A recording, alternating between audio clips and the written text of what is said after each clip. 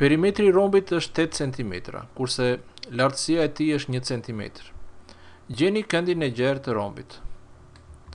Vizatojmë rombin ABCD dhe nga kulmi D i tij ndërtojmë lartësinë DE, e cila ka gjatësinë 1 cm.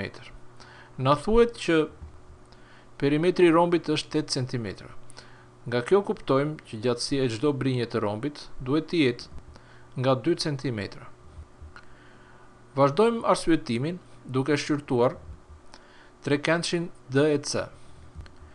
Ky është një trekënd shkëndrejt, tek i cili gjatësia e hipotenuzës është 2 cm dhe gjatësia e njëjtit katet është 1 cm. Pra kemi një katet me gjatësi sa gjysma e hipotenuzës.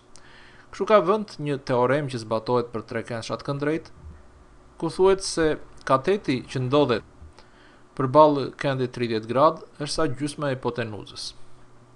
Nga kjo kuptojmë se masa e këndit C duhet të jetë 30 gradë. Por këndi C është dhe një kënd i rombit, dhe si i tillë duke u mbledhur me këndin fqinj të tij që është këndi B, duhet t'i japë shumën 180 gradë. Pra mbetet që masa e këndit B të jetë 150 gradë. Këndi B është këndi i gjerë i rombit dhe në këtë mënyrë i kemi dhënë përgjigje kërkesës së problemit tonë. Ushtrimi është marrë nga libri Matematika 9 i shtëpisë botuese Pjegi me autor Edmond Lulja dhe Neritan Babamusta.